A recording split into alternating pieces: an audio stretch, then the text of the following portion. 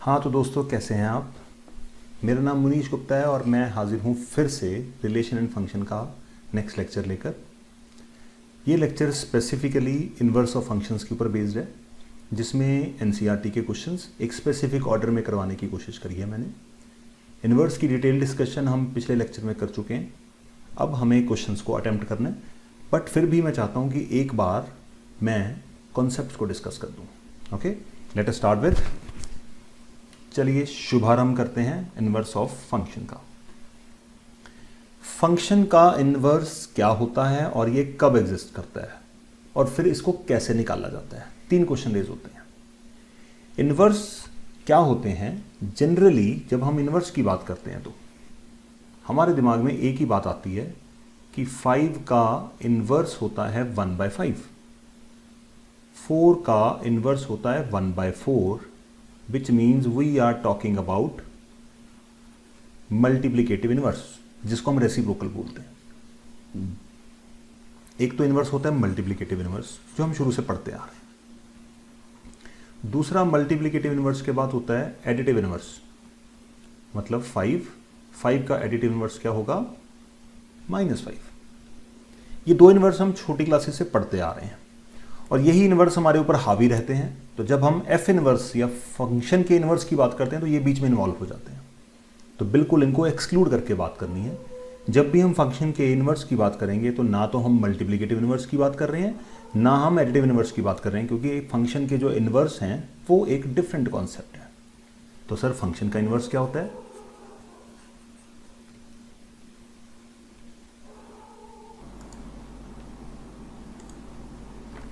हाँ जी, तो यहाँ पे मैटर ये रेज होता है कि फंक्शन के इन्वर्स का मतलब क्या होता है। फंक्शन का इन्वर्स होता है जब हम डेफिनेशन को फ्लिप कर देते हैं, इनपुट को आउटपुट बना देते हैं, आउटपुट को इनपुट बना देते हैं। कैसे?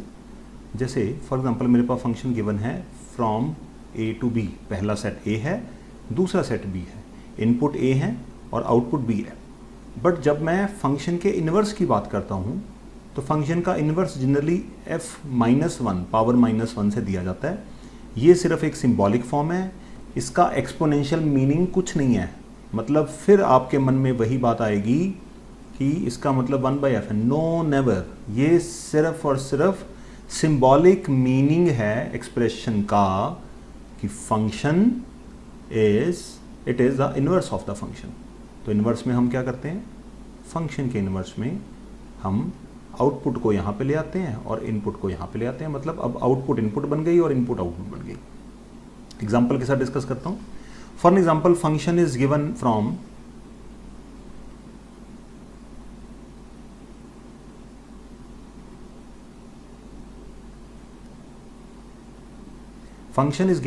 A to B। A set is 1 2 3, B set is ABC। Okay, तो inverse of a function is given by, see carefully, given by F inverse. Inverse of a function is given by F inverse. तो यार आप notice करिए, exists only. Function का inverse कब exist करता है? Only when F is 1 1 and on to.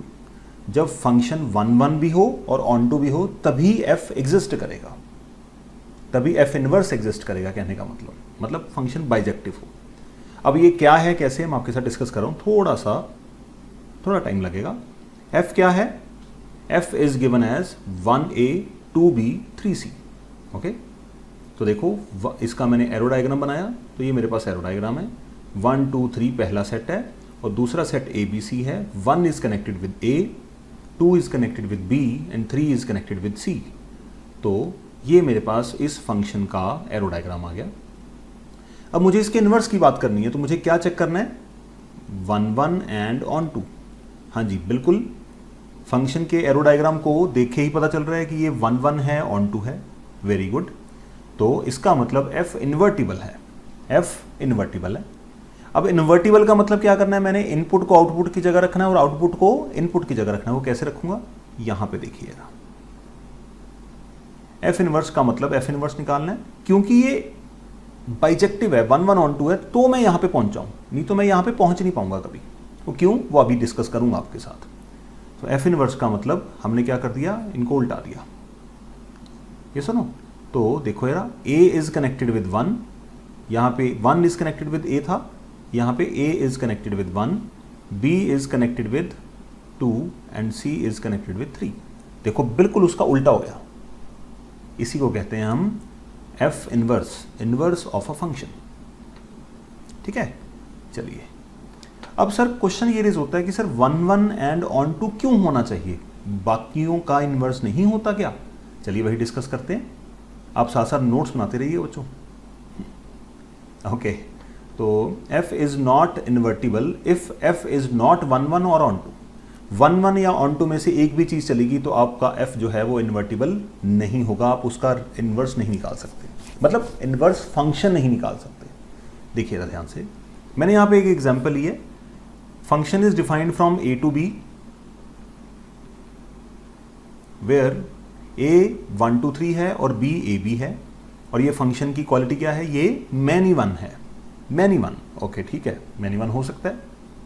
अब many one का मैं इन्वर्स निकालने की कोशिश करता हूं। लेट अस सी, तो मैंने यहां पे डेफिनेशन को उल्टा दिया, b टू a कर दिया, तो b a b था, a b पहले आ गया, a 1 2 3 है, 1 2 3 बाद में चला गया। अब a किसके, यहां पे 1 is connected with a, 2 is connected with a, यहां पे क्या हो रहा है, a is connected with 1 and a is connected with 2, b is connected with 3। अब प्रॉब्लम क्या रेज हुई, ट्राई एंड अंडरस्टैंड। मैंने ये बोला है कि जो इन्वर्स होता है वो भी फंक्शन होना चाहिए, तभी हम इन्वर्स फंक्शन ढूंढते हैं, इन्वर्स नहीं ढूंढते अकेला, इन्वर्स फंक्शन ढूंढते हैं। अगर मैं इसकी बात करूं, ये एक इन्वर्स तो है बट ये फंक्शन नहीं है। क्यों फंक्शन क्यों नहीं है? क्योंकि फंक्शन की बेसिक डेफिनेशन क्या होती है कि पहले सेट के सारे एलिमेंट यूज होने चाहिए और हर एक एलिमेंट की एक ही इमेज आनी चाहिए। तो यहां पे ए एलिमेंट की कितनी इमेजेस आ रही हैं, 2 इमेजेस आ रही हैं। इसका मतलब फंक्शन की डेफिनेशन इस इन्वर्स ने ब्रेक कर दी, इसका मतलब ये इन्वर्स फंक्शन नहीं है। मैनी वन से प्रॉब्लम क्रिएट हुई। अच्छा चलो, अगर ऑन टू से हो सर फिर क्या है, चलिए ऑन टू भी देखते हैं। अब देखिए 1 3 A B C, A to B function defined है, तो ये फंक्शन ऑन टू नहीं है, क्योंकि ऑन टू का मतलब होता है दूसरे सेट के सारे एलिमेंट की प्री इमेज होनी चाहिए पहले वाले सेट में। यहां पे सी अनअटेंडेड है, इसका मतलब ये ऑन टू नहीं है। अब मैं इसका इन्वर्स निकालता हूं, A B C, B to A हो गया और 1 3। ए 1 कनेक्टेड था ए के साथ, ए कनेक्टेड है 1 के साथ, 3 कनेक्टेड था बी के साथ, बी कनेक्टेड है 3 के साथ। सी की कोई भी प्री इमेज नहीं थी, तो यहां पे सी की कोई भी इमेज नहीं है, इसका मतलब पहले सेट के सारे एलिमेंट यूज नहीं हो रहे। अब ये पंगा क्यों पड़ा, ये प्रॉब्लम रेज हुई क्योंकि हमारा वहां पे सी अनअटेंडेड था, इसका मतलब ऑन टू होना चाहिए था। तो ये जो अब रिजल्ट मेरे पास आया है ये क्या है, ये इन्वर्स है, इसको इन्वर्स रिलेशन बोलेंगे, बट हमें इन्वर्टिबल फंक्शंस की बात करनी है। इसका मतलब ये फंक्शन इन्वर्टिबल नहीं है, क्यों? क्योंकि ये ऑन टू नहीं है, 1 1 ऑन टू दोनों होने चाहिए। Here element C of set A does not have any image in set B, therefore f is not invertible, क्योंकि वो फंक्शन ही नहीं बचा। आई होप थोड़ा सा आइडिया हुआ है आपको। ओके चलिए अब हम बात करते हैं इन्वर्टिबल फंक्शंस के क्वेश्चंस की। मैंने एनसीईआरटी के क्वेश्चन कराने हैं आपको, बट इनका मैंने ऑर्डर एक स्पेसिफिक वे में लिए जिससे आपको समझाने में मुझे थोड़ी सी ईज रहे। एनसीईआरटी के ऑर्डर से चलेंगे तो थोड़ा सा जंबल्ड ऑर्डर है, बीच में ही कॉम्पोजिट फंक्शंस के क्वेश्चन हैं, बीच में इन्वर्स के क्वेश्चंस हैं। कॉम्पोजिट के मैं पहले आपको करा चुका हूं, तो अब सिर्फ और सिर्फ इन्वर्स रहता है हमारा। तो चलिए देखते हैं। सेट एस, हाँ जी, क्वेश्चन की शुरुआत होती है, हमें सेट दे रखा है S 1 2 3, determine whether the function from S to S. पहला सेट भी एस है, दूसरा सेट भी एस है, defined as below, have inverses. पहले हमें चेक करना है कि भाई ये तीनों फंक्शंस दे रखे हैं, इनका इन्वर्स पॉसिबल है या नहीं। अगर इन्वर्स पॉसिबल है तो इन्वर्स निकालिए। चलिए चेक करते हैं। अब इन्वर्स की पॉसिबिलिटी चेक करने का तरीका वही 1 1 एंड ऑन टू चेक करना है। इसका मतलब आपको फंक्शन को बाइजेक्टिव बनाना है। अगर फंक्शन बाइजेक्टिव है तो इन्वर्टिबल है तो हम उसका इन्वर्स निकाल देंगे, उल्टा देंगे उनको बस। चलिए देखते हैं क्या क्या है। ये क्वेश्चन कौन सा है, एग्जाम्पल नंबर 28 से स्टार्ट किया मैंने। ओके, आप एनसीईआरटी में जो जो क्वेश्चन करते जा रहे हैं उनको टिक करते जाना। हाँ जी, तो फंक्शन गिवन है 1 1 2 2 3 3, set S 1 2 3, F is defined from S to S, पहला सेट भी S है, दूसरा सेट भी S है, मतलब 1 2 3 टू 1 2 3।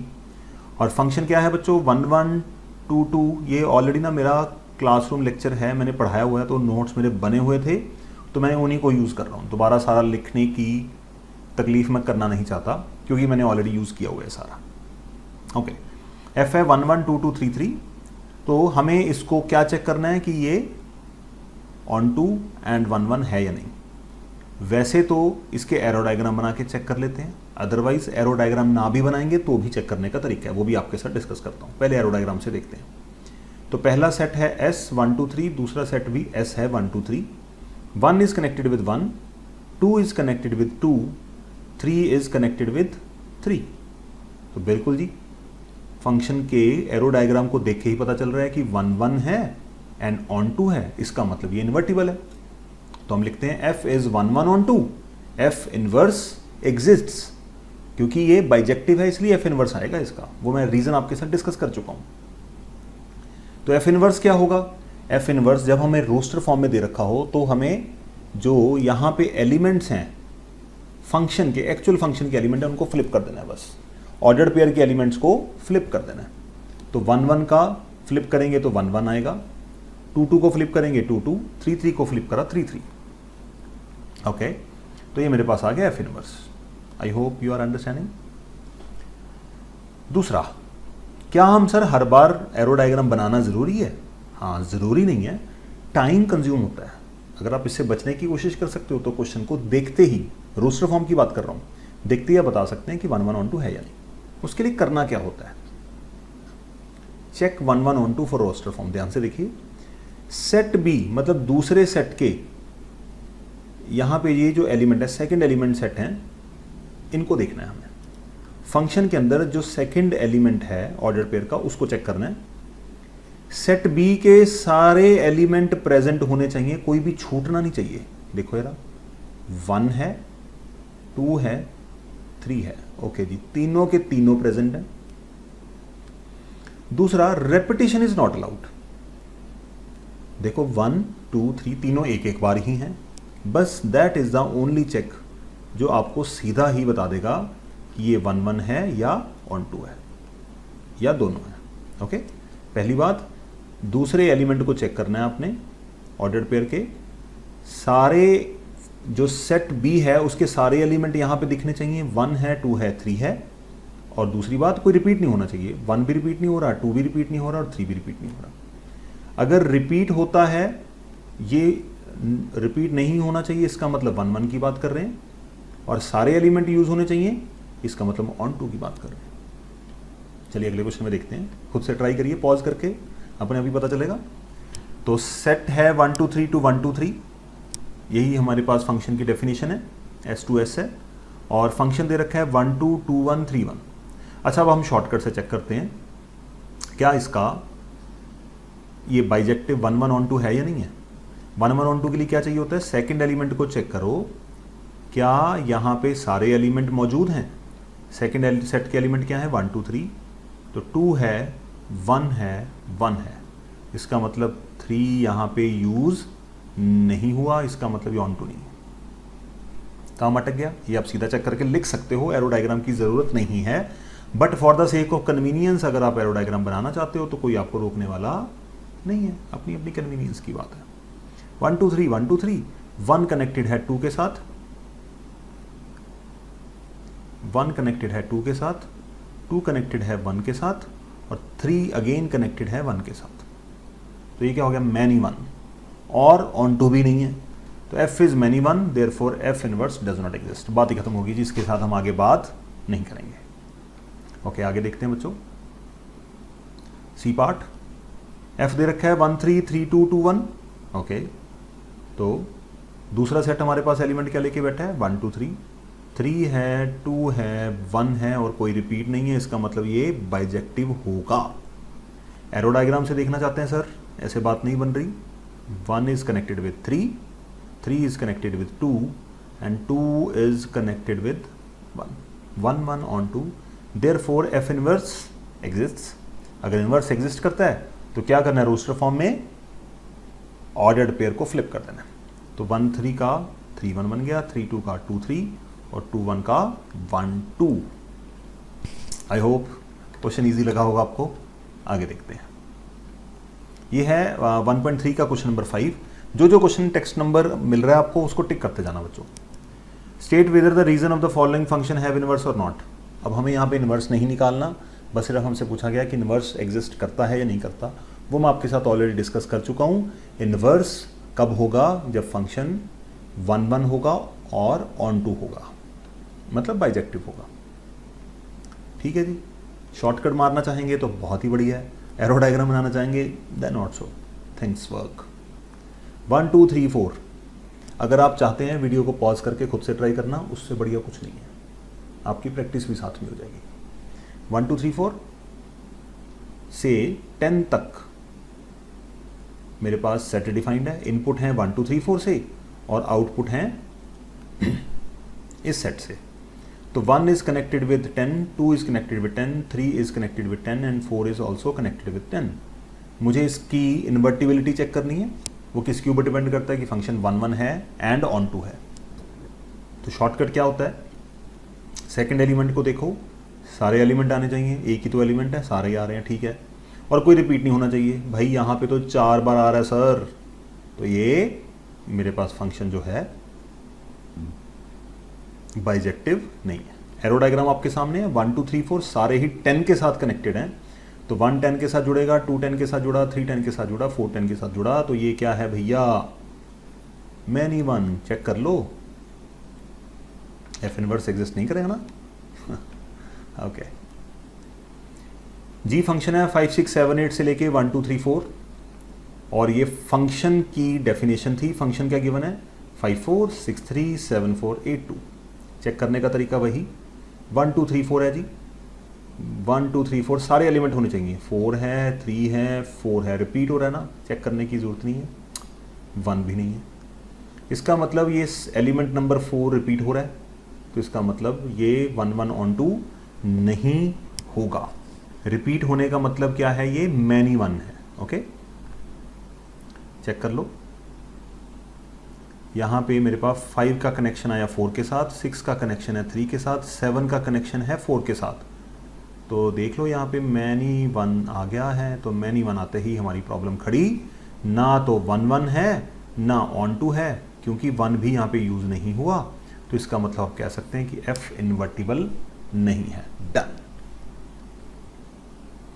नेक्स्ट 2 3 4 5 7 9 11 13 ये भी मुझसे करवाओगे। सेकंड सेट के एलिमेंट्स को देखो, 7 9 11 13। 7 है, 9 है, 11 है, 13 है, कोई रिपीट नहीं हो रहा। तो H is 1 1 and onto, therefore H is invertible. I hope बात बन रही होगी। ऐसे क्वेश्चन एग्जाम में कम ही आते हैं, इतने इजी क्वेश्चन थोड़ी आते हैं।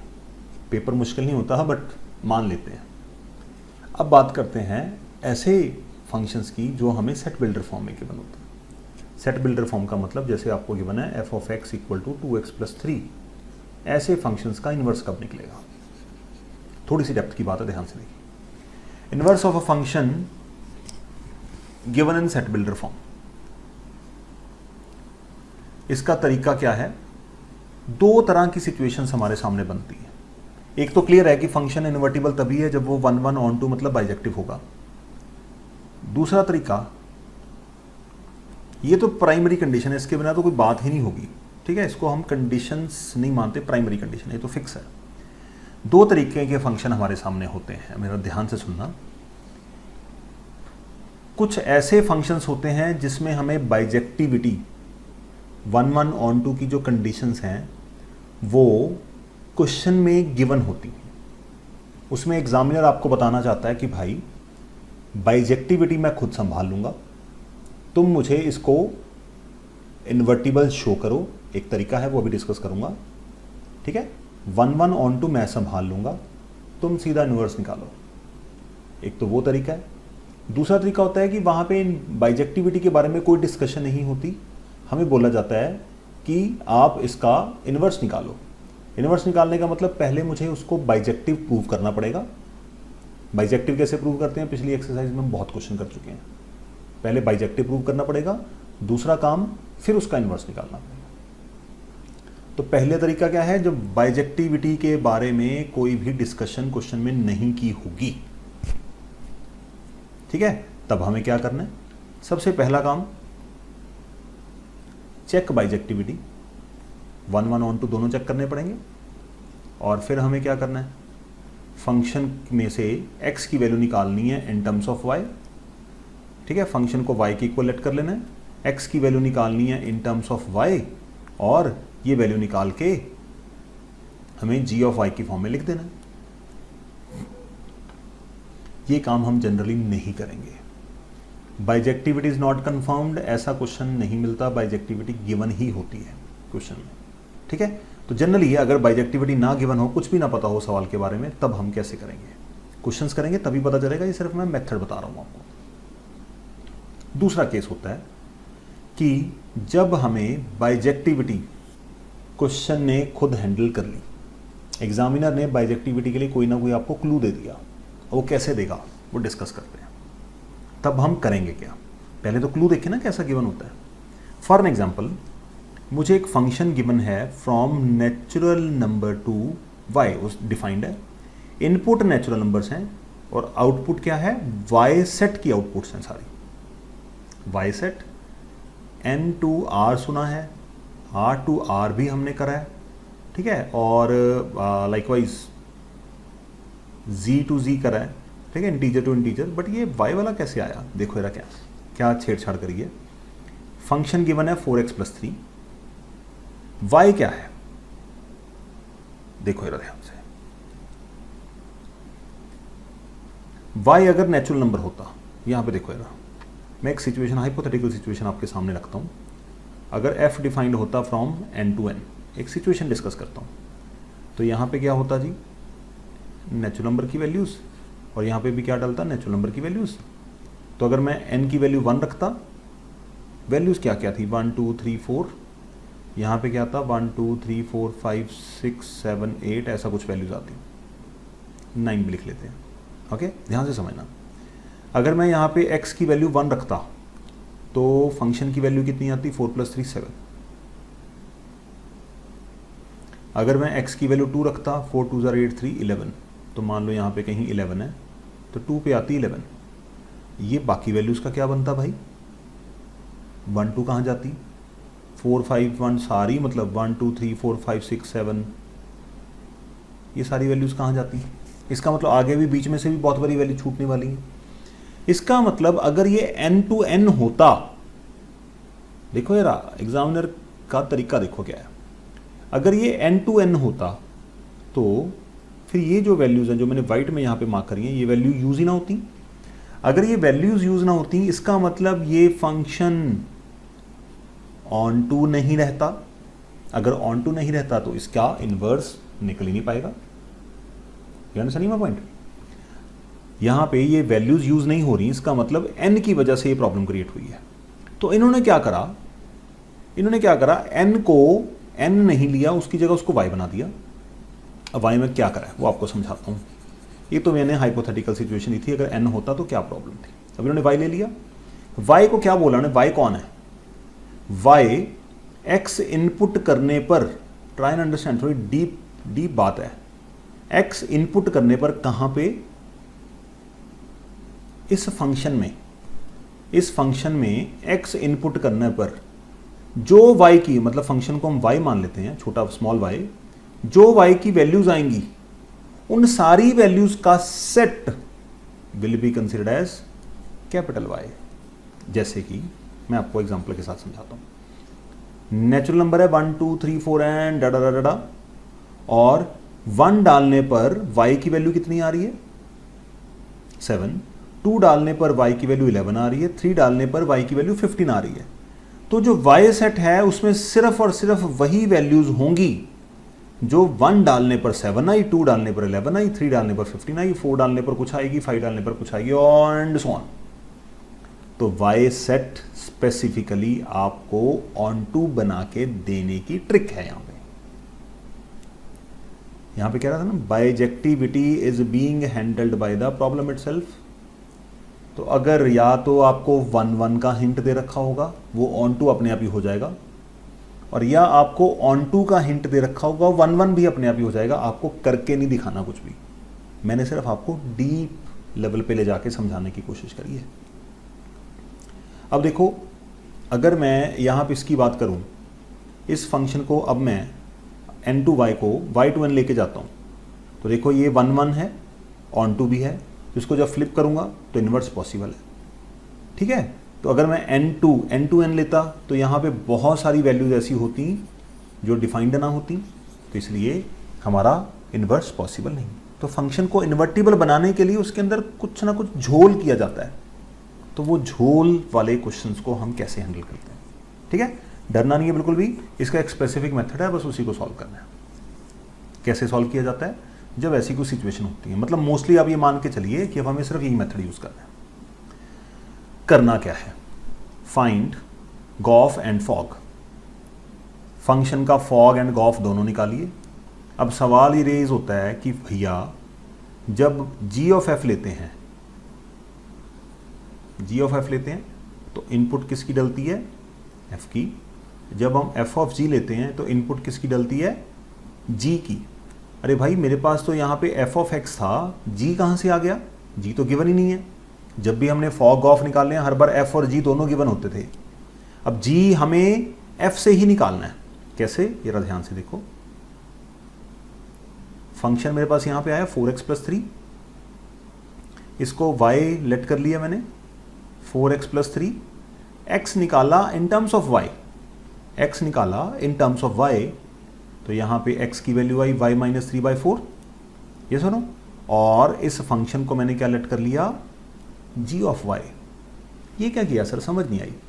देखो, अगर मेरे पास कोई फंक्शन है 4t² - 3, तो इसको मैं क्या लिखूंगा, f ऑफ t। 4p² - 3, इसको क्या लिखूंगा, g ऑफ p, कुछ भी लिख सकता हूं। तो अगर मेरे पास आ गया 4y² - 3, तो इसको क्या लिखूंगा भाई, g ऑफ y तो लिखूंगा। तो same is the thing I am doing here. ठीक है, g इसलिए लिखा है क्योंकि फॉग और गॉफ की कन्वेंशनल वे, आप चाहें तो कोई और वेरिएबल भी यूज कर सकते हैं, कोई टेंशन नहीं। f ऑफ x हमें गिवन होगा, g ऑफ y हम निकाल लेंगे, फिर हमें निकालना है गॉफ एंड फॉग, दूसरा स्टेप। ठीक है, गॉफ अगर आइडेंटिटी फंक्शन के इक्वल आ जाए, आइडेंटिटी फंक्शन का मतलब समझते हो ना बच्चों, अगर इनपुट x डालने पे आउटपुट भी x आए, जो इनपुट डाली है वही आउटपुट आ जाए, ऐसे फंक्शंस को आइडेंटिटी फंक्शन बोला जाता है। इनपुट y डालने पे y आ गया। अगर गॉफ और फॉग दोनों आइडेंटिटी फंक्शंस हैं, वही इनपुट पे वही वैल्यू आ रही है आउटपुट, तो हम कह सकते हैं कि f इन्वर्टिबल है। उसके बाद हम उसका इन्वर्स निकालेंगे। ठीक है, कैसे निकालेंगे, इन्वर्स निकालने का तरीका देख लो। Let y be any arbitrary element of codomain y। ये काम करने के बाद y = f ऑफ x, यहाँ पे हम ये महसूस करते हैं, सिर्फ फील करते हैं, होता नहीं है एक्चुअली में, कि ये f इधर चला गया और उसका साइन चेंज हो गया, f रेज़ टू पावर -1 हो गया। टेक्निकली ऐसे होता नहीं है, कहने का लहजा है, लिखने में आसानी होती है और कुछ नहीं है। तो मैं कहता हूँ कि f इधर चला गया, गया नहीं है, फिर बोल रहा हूँ f इधर चला गया, f रेज़ टू पावर -1 मतलब f इनवर्स y = x, ये लिखने का तरीका है। अब यहाँ पे जो हमने x की वैल्यू निकाली थी वो यहाँ पे पुट कर देनी है वापस। x की वैल्यू कहाँ से निकाली थी, ये पढ़िए ना x की वैल्यू, बस यही वैल्यू जाके वापस डाल देनी है और आपका इन्वर्स आ गया। आई होप आपको अच्छी तरह से समझ नहीं आया होगा, एक क्वेश्चन करके दिखाता हूँ फिर ही पता लगेगा। ओके, वही सवाल, f is defined from n to y, be a function defined as f of x equal to 4x + 3। ये रहा मेरा फंक्शन। y मैं अभी आपके साथ डिस्कस कर चुका हूँ कि y इसका कोडोमेन है और रेंज भी y है, क्योंकि यहाँ पे वही सारी x की इनपुट पे सेट b में या सेट y में वही वैल्यूज डाली जाएंगी जो x इनपुट नेचुरल नंबर डालने से आएंगी। ठीक है, अभी आपके साथ डिस्कस करा है, चेक कर लीजिएगा। तो हमें सबसे पहले क्या करना है, फंक्शन गिवन है, सवाल सॉल्व पे आते हैं हम। मेथड समझाना बहुत हो गया। y की फॉर्म में लेट कर लिया इसको। हमने क्या करा, x निकाला in the terms of y, ठीक है जी, y equal to 4x minus 3, तो 4x plus 3 equal to y, 4x equal to y minus 3, x equal to 5 minus 3 by 4। हाँ जी, तो ठीक है, हमने x की वैल्यू निकाली इन टर्म्स ऑफ y, ये काम कर लिया हमने। अब इसके बाद दूसरा काम हमें क्या करना है, फॉग और गॉफ निकालने। जो हमने x को इन टर्म्स ऑफ y निकाला है, इसको मैंने क्या लेट कर लिया यहाँ पे, g ऑफ y, ओके, क्योंकि वेरिएबल y है तो इसको g की फॉर्म में मैंने लेट कर लिया। अब हमें काम क्या करना है, फॉग निकालना है और गॉफ निकालना है। क्लियर है बच्चों? पहला step x in terms of y, उसको लेट कर लेना है g ऑफ y। दूसरा step fog and gof. Fog of fog, यहाँ पे g का इनपुट क्या है बच्चों, देखो जरा, g का इनपुट y है, इसलिए यहाँ पे g का इनपुट y डलेगा।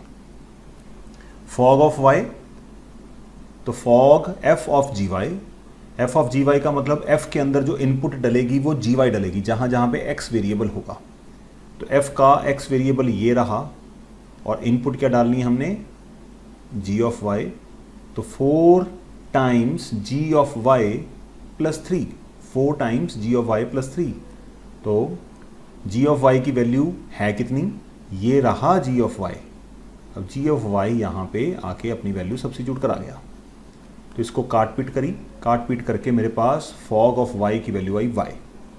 दूसरी तरफ आइए, g of f of x, g of f of x क्या कहता है हमें, g of f of x, g में जहाँ जहाँ वेरिएबल है वहाँ वहाँ पे f ऑफ x रखा जाएगा।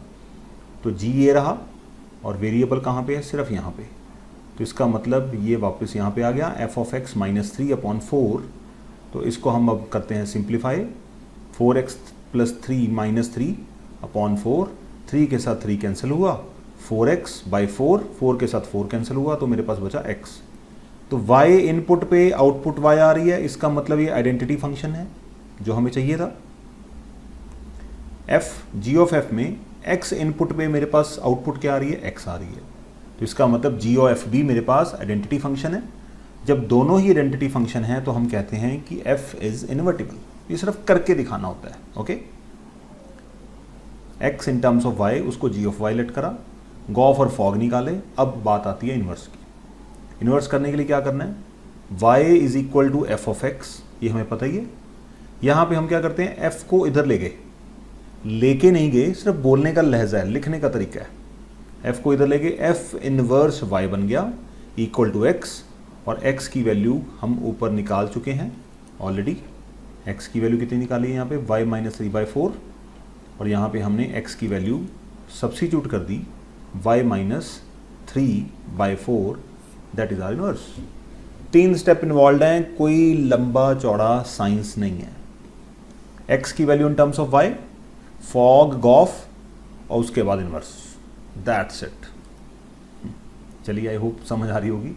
आगे चलते हैं सेकंड क्वेश्चन। एग्जाम्पल नंबर 24 देखिए बच्चों, मैं आपको पहले बता चुका हूँ, ये मेरे क्लासरूम नोट्स हैं, तो मैं लिखने से बच रहा हूँ इस बार। अगली बार कोशिश करूँगा कि सारे लिख के ही आपके सामने सॉल्व करूँ। एग्जाम्पल 24, लेट y, अब यहाँ पे फिर y की टर्म आ रही है, देखो इसको बाद में पढ़ते हैं। Function is defined from n to y। आपके दिमाग में खटक गया होगा y आने का मतलब क्या है। फंक्शन क्या है, f of n is equal to n square, square function है। अगर ये n टू y होने की जगह n टू n होता तो क्या होता, 1 2 3 4 5 6 and so on, 1 2 3 4 5 6 and so on. 1 का स्क्वायर 1 आता, 2 का स्क्वायर 4 आता, 3 का स्क्वायर यहाँ पे कहीं 9 होता, तो ये सारी वैल्यूज़ यूज़ नहीं होती, तो ये भैया ऑन टू नहीं हो पाता। तो ऑन टू बचाने के लिए सवाल में क्या किया गया कि जो दूसरा सेट था उसको मॉडिफाई किया गया। वो क्या बनाया गया, दूसरा सेट सिर्फ और सिर्फ स्क्वायर नंबर्स का सेट है। देखो इस सिचुएशन को देखो, ये वाई स्क्वायर नंबर का मतलब जो मैं इनपुट डालूंगा n, उसका जो स्क्वायर होगा वही सारे एलिमेंट्स सेट y में आएंगे। That is the idea. 1 का स्क्वायर 1, 2 का स्क्वायर 4, 3 का स्क्वायर 9, 4 का स्क्वायर 16 एंड सो ऑन। तो इसका मतलब इसको ऑन टू बना दिया गया। 1 1 चेक करने की जरूरत नहीं होती, अगर आप चाहें तो मेंटली चेक कर सकते हैं। अंडरस्टूड है, 1 डालोगे तो 1 आएगा, 2 डालोगे तो 4 आएगा, 3 डालोगे तो 9 आएगा। तो ठीक है जी, बाइजेक्टिविटी संभाल ली उसने खुद। अब हमें क्या करना है, फंक्शन को एक्स की टर्म्स में लिखना है, फॉग गॉफ निकालने हैं, इनवर्स बाहर। तो एफ ऑफ एन मेरे पास ये रहा, हाँ जी, F of N, let Y be any arbitrary element of codomain Y, इसको वाई के इक्वल लेट कर लिया, ठीक है जी। और हमने एन की वैल्यू निकाल ली, एन का मतलब एक्स मान लो उसको, एन की वैल्यू निकाल ली इन टर्म्स ऑफ वाई। यहां पे हमें बोला गया था कि एन क्या है, हाँ जी बच्चों, तो एन आ गया हमारा वाई की टर्म्स में, क्योंकि एन है क्या, एन एक नेचुरल नंबर है, नेचुरल नंबर होने की वजह से हम यहाँ पे नेगेटिव वैल्यू नहीं ले पा रहे, सिर्फ पॉजिटिव वैल्यू ही आएगी। तो इसको हमने क्या मान लिया, एन को जी ऑफ वाई, क्योंकि हमें गॉफ निकालना है और फंक्शन में वाई वेरिएबल है, तो जी ऑफ वाई मानने में क्या बुराई है भाई। तो जी ऑफ वाई मान लिया फंक्शन को, I hope you are understanding. दूसरा एफ ऑफ एक्स हमें दे रखा है एन स्क्वायर, अब हमें निकालना क्या है, गॉफ एंड फॉग। तो गॉफ निकालने के लिए वेरिएबल डलेगा एक्स का इनपुट, एक्स का वेरिएबल क्या है भैया, मतलब एन का, एफ का वेरिएबल एन है, तो यहाँ पे एन इनपुट में डालेगा गॉफ ऑफ एन, तो इसका मतलब G of F N, G of F N, G में जाएंगे और जहाँ पे उसका वेरिएबल है वहाँ पे हम एफ और एफ ऑफ एन रख देंगे। तो ये रहा जी, इसके अंदर वेरिएबल है वाई, तो हमने डाल दिया यहाँ पे f of n, okay. F of n की वैल्यू है कितनी है बच्चों, एन स्क्वायर, और एन स्क्वायर का स्क्वायर रूट निकालोगे इक्वल टू एन ही आएगा। फिर से हम नेगेटिव वैल्यू नहीं ले सकते क्योंकि हमारे पास सारा आंसर नेचुरल नंबर्स का ही है, तो एन हमने ले लिया पॉजिटिव, हाँ जी। तो जी ऑफ वाई हमने लेट कर लिया, तो हमें फॉग गॉफ निकाल रहे थे हम, गॉफ आ गया,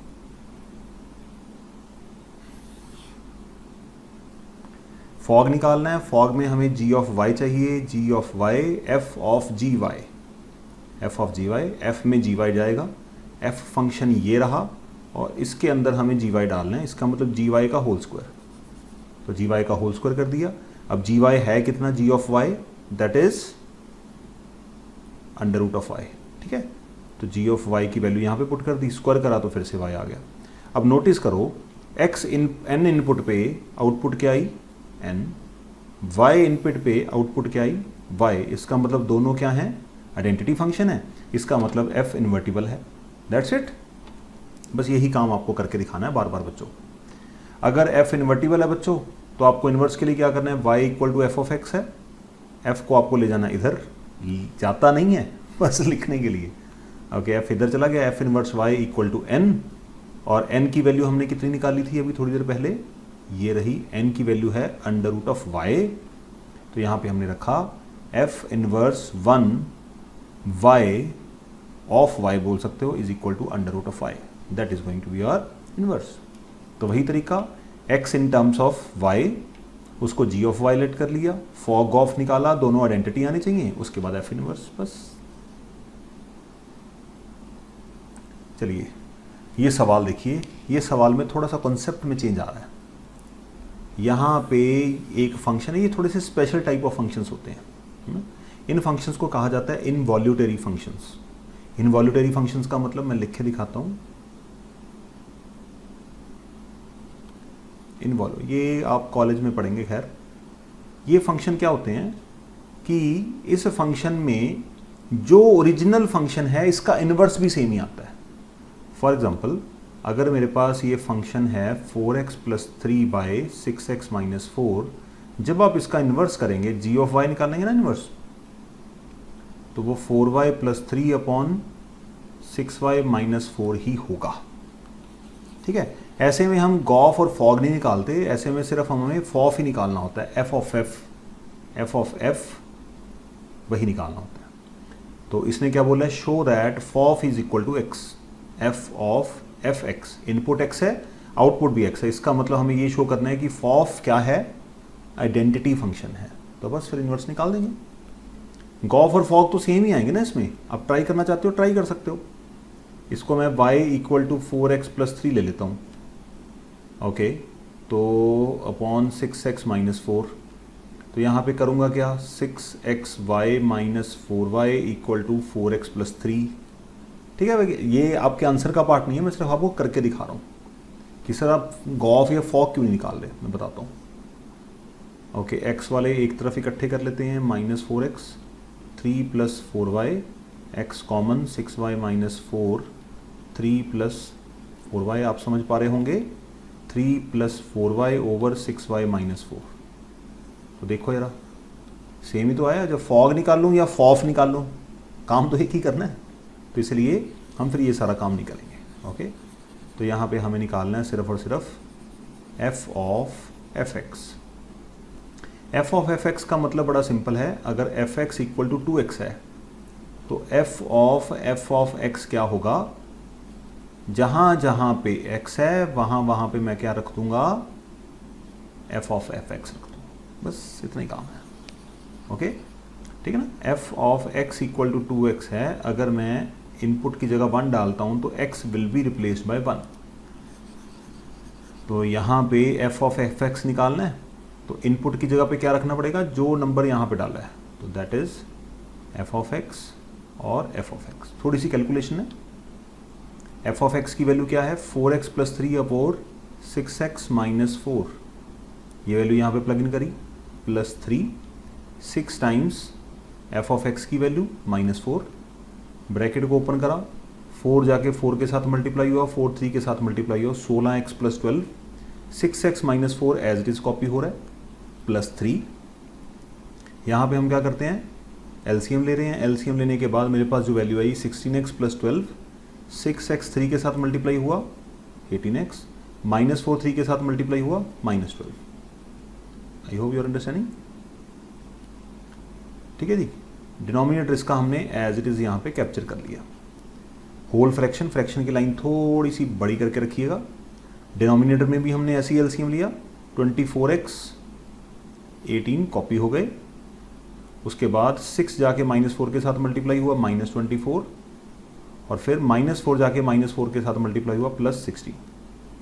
डिनोमिनेटर कैंसिल आउट हो गए, न्यूमरेटर में मेरे पास बचा 34x, इन दोनों को ऐड करा तो 34x, और अगर मैं डिनोमिनेटर को देखूंगा, डिनोमिनेटर में हम लेफ्ट विद 24x कट गए और प्लस 18 प्लस 16 34। फॉफ ऑफ x कितना आ गया x, तो हमारे पहला पार्ट हो गया प्रूव। अब हमें सीधा ही इन्वर्स निकालना है, इसका मतलब इन्वर्स एग्जिस्ट करता है। ओके, शो नहीं करना हमें कुछ भी, बस फॉफ ऑफ x निकाला और सीधा इन्वर्स। इन्वर्स के लिए y equal to f of x, f को हम उधर ले गए, जाता नहीं है, बस लिखने का लहजा है, f inverse y equal to x, और x की वैल्यू हमें निकालनी पड़ेगी, यहाँ पे निकाल के दिखानी पड़ेगी क्योंकि हमने फॉर्मली ऊपर नहीं निकाली। तो x की वैल्यू हमने अभी निकाली थी 4y plus 3 equal to 6x minus y, इसको 2 ले लिया और ये वैल्यू उठा के हमने इन्वर्स में डाल दी, बस इतना ही काम करना है। तो f inverse y equal to 4y plus 3 over 6y minus 4, answer. अगला सवाल देखिए, show that f is given from -1,1 to r। ठीक है जी, f हमें ये दे रखा है और फंक्शन ये दे रखा है। ठीक है जी, तो जब हमें इसका इन्वर्स करना है, इन्वर्स के लिए उसने क्या बोला है, -1,1 से रेंज ऑफ f। इसका मतलब r को यहां पे रिस्ट्रिक्ट कर दिया गया। फंक्शन हमें टेक्निकली लेना क्या है, इन्वर्स निकालने के लिए यहां पे r को रेंज ऑफ f बना दिया गया।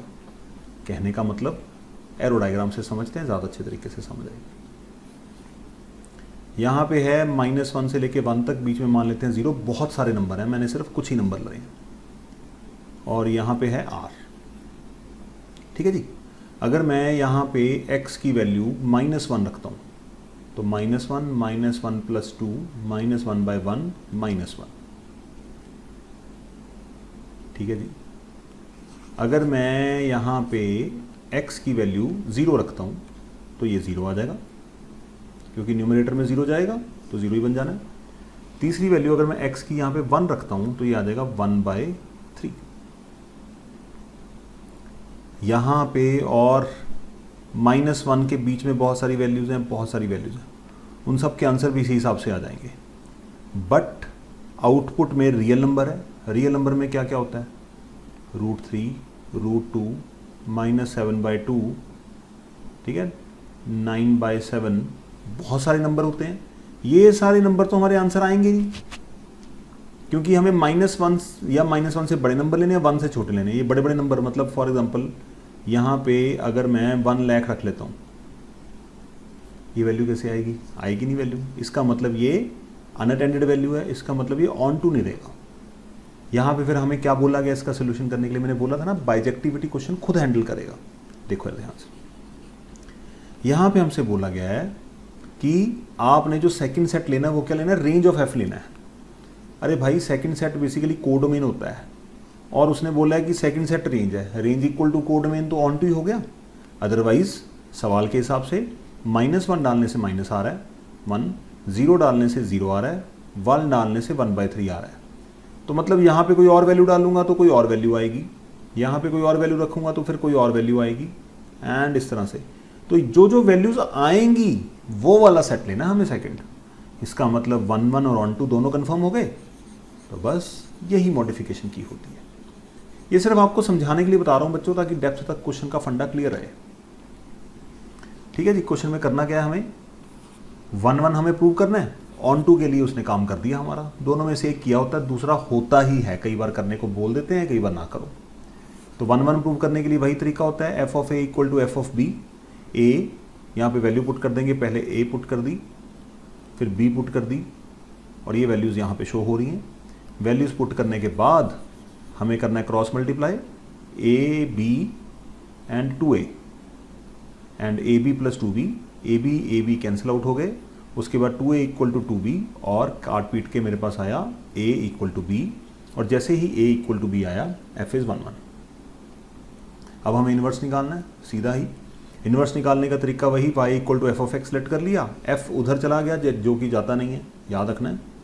f inverse y equal to x, और x की वैल्यू निकाल ली हमने यहाँ पे y की टर्म्स में, और ये वैल्यू उठा के मुझे यहाँ पे डाल दी, पुट 2 in 1।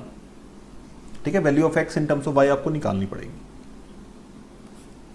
इन्वर्स आ गया। चलिए अगला सवाल देखते हैं।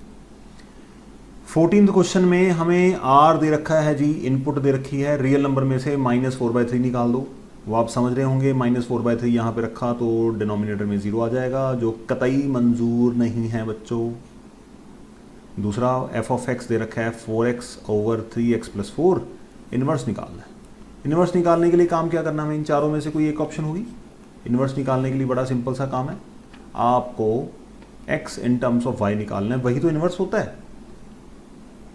x in terms of y calculation करके देख लो बच्चों, x की वैल्यू आ रही है 4y over 4 - 3, b is going to be your answer. तो कुछ क्वेश्चन मैंने थोड़े से लाइट लेवल के करा दिए आपको। अब अगली क्लास में, अगले लेक्चर में मैं थोड़े से हैवी लेवल के क्वेश्चन लूँगा। क्वेश्चन आसान है, बस सिर्फ तरीका समझना है। I wish you all the best, till then good bye.